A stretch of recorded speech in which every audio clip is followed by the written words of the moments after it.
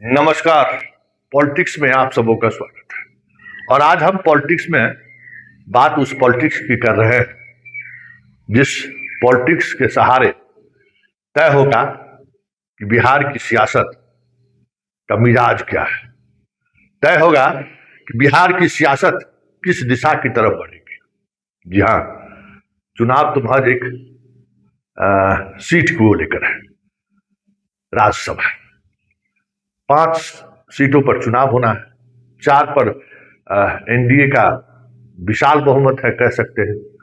4 में कोई सवाल ही नहीं है, 4 सीट जीत चुकी है। 5वें को लेकर जीत है। और ये 5वां सीट ऐसा सीट है जिस सीट को लेकर बीजेपी बड़ा दांव खेलने की कोशिश कर रही है, वो भी ऐसी परिस्थिति में जब मोदी जी यहाँ नहीं है। सुशील मोदी, मतलब बीजेपी के अंदर मेरा मानना है कि सुशील मोदी जिस तरीके से सोचते थे, जो उनका विजन था, आज बीजेपी में उनके टक्कर के आसपास की तो बात छोड़िए, किलोमीटर तक भी किसी में वो हुनर नहीं है। विधानसभा चुनाव में अगर 20 दिन अमित शाह नहीं बैठते तो बीजेपी कह सकते हैं कि सुशील मोदी का जो गैप है ना, उसको तो भर नहीं पाता। 89 की जगह पर 50 पर आकर सिमट जाता तो कोई बड़ी बात नहीं थी। अब अमित शाह जैसे चाणक्य को बैठना पड़ा 20 दिन बिहार में, सब कुछ छोड़ के, गृह मंत्रालय, भारत मंत्रालय, सब मंत्रालय को छोड़कर पटना और बिहार के विभिन्न हिस्सों में बैठना पड़ा और एक एक सीट पर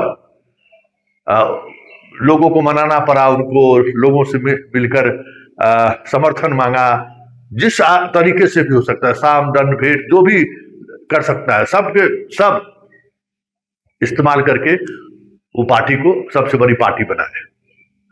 राज्यसभा सीट स्वाभाविक है, एक सीट पर कसमकस है। अब इसके लिए शाह तो नहीं आएंगे, 2 पर्यवेक्षक आ गए हैं। लेकिन एक बात तय है कि राज्यसभा सीट का जो गणित है, अगर उस गणित में बीजेपी फेल हुई तो फिर ये जो ऑपरेशन नीतीश है ना, वो कुछ सालों के लिए टल जाए तो कोई बड़ी बात नहीं।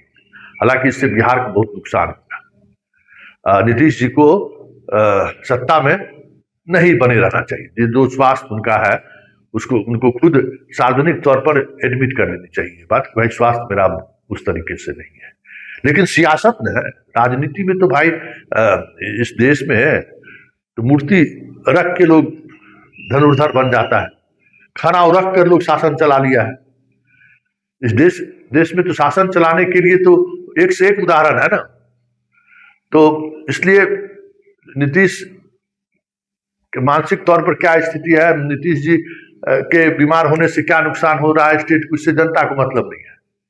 जनता को है कि भाई नीतीश कुमार तो है ना, चला ले, भरोसा है, विश्वास है।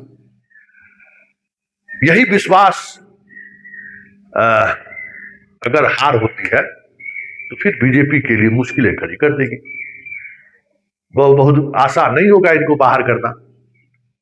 इसकी वजह भी है, देखिए 5वें सीट के लिए बीजेपी उपेंद्र कुशवाहा के मामले में जो गेम हुआ, पहले गेम हुआ, मांझी और चिराग ने सीधे तौर पर कह दिया विनोद नारायण झा को और बीजेपी के कैंप के नेताओं को भी कि अगर हमारे विधायक को उपेंद्र कुशवाहा को कहिएगा वोट करने के लिए, तो फिर अगर विधायक मेरा वोट नहीं किया तो इसके लिए मैं जिम्मेवार नहीं हूं। उपेंद्र कुशवाहा को हमारा विधायक वोट नहीं करेगा, ये तय मानिए। ये बहुत गुस्सा है और हमारे नियंत्रण से बाहर चली जाएगी। इसलिए उपेंद्र कुशवाहा को छोड़कर दूसरा जिसको आप दे सकते हैं दीजिए, वहां हम लोग वोट कर देंगे। तो बीजेपी इस रणनीति को बदला, चौथे उम्मीदवार के रूप में उपेंद्र कुशवाहा को ले आया और 5वें उम्मीदवार को शिवेंद्र जी को दे दिया। शिवेंद्र बाबू वहां वो लड़ेंगे, बीजेपी मतलब 5वें सीट पर बीजेपी लड़ेगा। अब वहां क्या संकट है, एक राजनीति को तो देखिए, इसलिए हम बार बार कहते हैं कि पॉलिटिक्स में जो है ना 2-2-4 कभी नहीं होता है। इस बात को आपको समझना होगा। राजनीति बहुत गड़बड़ चीज है, जो आप सोच रहे हैं ना वही परिणाम निकले कोई जरूरी नहीं है। अब वहां तो उपेंद्र कुशवाहा को बचाने के लिए वो अपने वोट के पास ले आए, आप दे दिए, बीजेपी 5वें सीट पर लड़ने के लिए चली गई। अब 5वें सीट पर दिक्कत क्या है कि बीजेपी के साथ कोई मुसलमान वोट नहीं कर सकता है।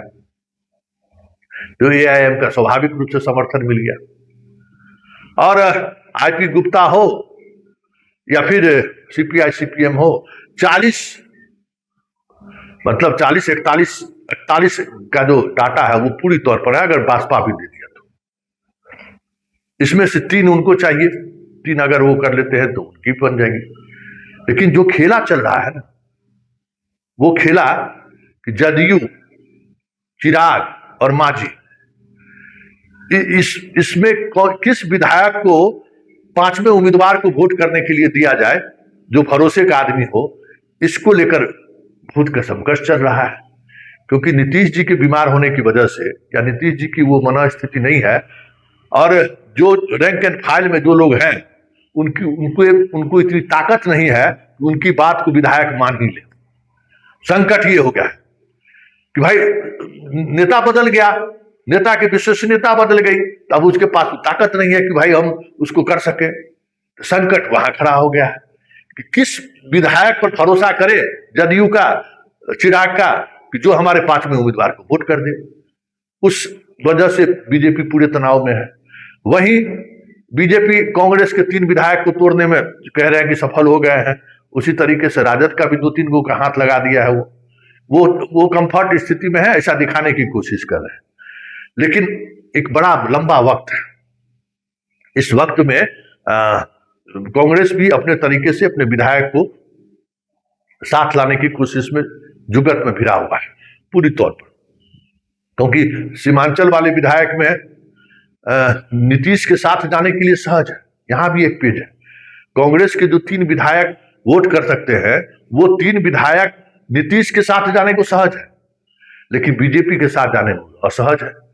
और जदयू में कोई ऐसा भरोसे का चेहरा नहीं है जो उन तीनों को कहे कि आप वोट करिए तो फिर हम आपको देखेंगे। जब नीतीश से नहीं रहेंगे तो बाकी का भरोसा का सवाल कहां है।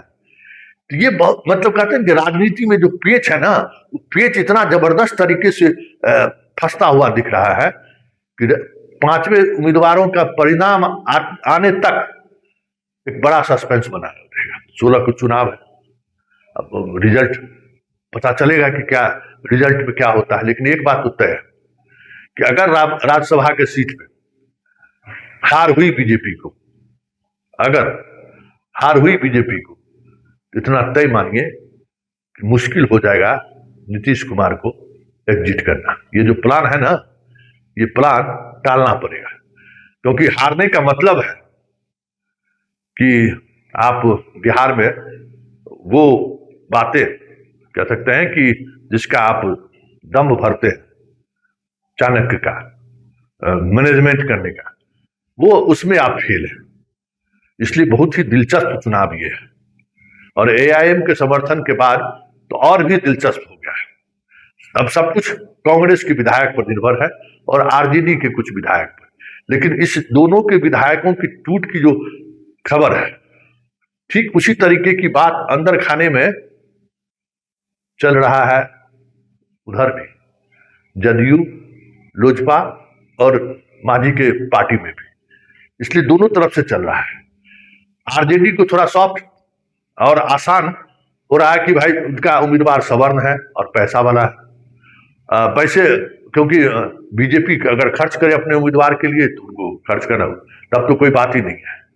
नहीं तो फिर ये अपने तरीके से चीजों को निकाल सकते हैं। बीजेपी के साथ दिक्कत क्या है कि जदयू, लोजपा और हम पार्टी का कौन विधायक पासा पलट सकता है, इसको लेकर धेरबुन में है। इसलिए 16 तारीख को चुनाव है, तो 15 तारीख के रात में या 16 के सुबह में बीजेपी और एनडीए की यह रणनीति है कि 16 के सुबह में हम अपने विधायकों को बताएंगे कि आपको किसको वोट करना है। वो भी अपना पत्ता 16 के सुबह में खोलना चाहते हैं ताकि हम सीट को निकाल दें। क्योंकि उनको भी समझ में आ गया है कि बहुत कुछ आसान नहीं है जिस तरीके की गोलबंदी शुरू हुई है। हाँ, जदयू अगर फ्रंट ड्राइविंग सीट पर रहता तो फिर समस्याएं उतनी नहीं थी। तब तो नीतीश कुमार तो पहले से तैयार थे ही, अपने मंत्री पद बचा के थे ही कि लोग मंत्री बना देंगे। लेकिन अब स्थिति यह है कि नीतीश तो है नहीं फ्रंट सीट पर बीजेपी है। और बीजेपी जो यहाँ ईडी सीबीआई चलने वाला है नहीं, कोई विधायक ऐसा है नहीं कि जिसको आप ईडी सीबीआई से धमका दीजिए, तो बाकी चीज जो है उसी का सहारा लिया जा सकता है। अब उसमें कितने सफल होंगे ये लोग कहना मुश्किल है, लेकिन इतना तो तय हो गया कि ये चुनाव बीजेपी के लिए करो या मरो वाली स्थिति है। हारे तो गए, जीते तो फिर ताजपोशी तय है।